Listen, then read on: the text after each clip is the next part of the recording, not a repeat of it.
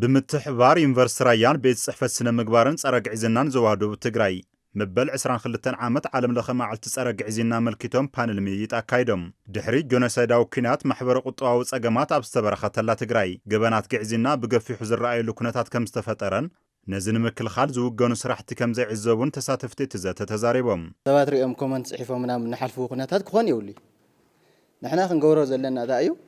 ነገራት ኣብዚ ተወያይና ትንመጽእ ሪስፖንስላ ሙስና ዝጽየፍ ትውልድ ክፈጥር ንኽእልኒና ሙስና ጠቅላላ ክንጽየፍ ንኽእልኒና እንደ ህዝብም እንደ ተቋማትም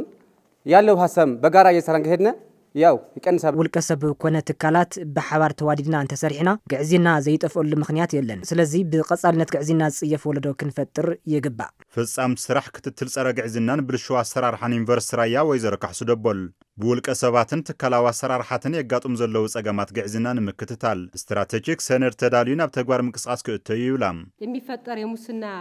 ሂደቶች አሉ ዝፍጠሩ ግዕዝና አለው ነዚ ንምክልኻል ከም ትካል ናይ ስነ ዜጋን ስነ ምግባርን መማህራን በዓል ሙያ ሕግን ዝርከብዎ 5 ኮሚቴ ነቲ ክፍተት ንምእራምን ግዕዝና ንምክልኻልን ጽንዓትና ተኻየደ እዩ ምክትል ሓላፍ ቤት ጽሕፈት ስነ ምግባርን ጸረ ግዕዝናን ዘዋህደቡ ትግራይ ኣይተ ኪሮስ አብርሃም ኣብቶም ዝሓለፉ ዓማውቲ ግዕዝናን ብልሽዋት አሰራርሓትን ምክልኻል ብዘኽል መንገዲ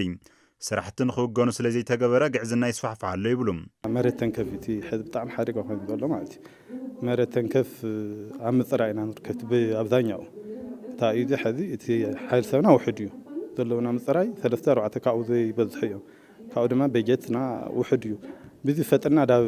ተግባራዊ ምእታው ንእሽተይ ምዝንጋዓት ኣለውና እዩ ኮይኑ ግን ኣብ ምጽራይ መዳዩ ብዙሕ ኸይዲ ንኸውድ ኣለና ጥርጥራት ሕዝና ኣብ ብያው ክሳብ ግዜ ቆጠር ቤት ፍርዲ ዝወፅለው ኣብ ኸይዲ ኣብ ቁጥጥር ዘውዓልናዮም ኣለዉ ማለት ፕሬዚደንት ዩኒቨርሲቲ ራያ ፕሮፌሰር ታደሰ ደጀኔ ግዕዝና ምስተፈጸመ ካብ ምርኣይን ንግዕዝና ዝጽየፍ ዝተማለ ስነ ምግባር ዘለዎ ወለዶ ንምፍጣር እቲ ዩኒቨርሲቲ ምስ መዳርግቲ ትካላት ብሓባር ከም ዝሰርሕ አብሪሆም ከሙስናው በፊት ግን የሚቀርበው ግን ስነ ምግባር ነው ቅድሚ ግዕዝና ክረአ ዘለዎ ጉዳይ ስነ ምግባር እዩ ብስነ ምግባር ዝተሃነጸ ሰብ ግዕዝና ይጽየፍ ስለዚ ግዕዝና ንምክልኻል ብስነ ምግባር ዝተሃነጸ ወለዶ ኣብ ምፍራይ ናይ ኩሉ ዜጋ ሓላፍነት እዩ ኣታሕዛ መረዳእታ ብምዝማን ውፅኢታዊ ቆጠባይን ኣጠቓቕማ ሃፍቲ ብምትግባር ቃልሲ ጸረ ግዕዝና ክነጠናኽር ኢና ዝብል ዝርከቦም በዓል 10 ነጥብታት መግለፂ ቅዋም ብምውፃእ እቲ መድረኽ ተዛዚሙ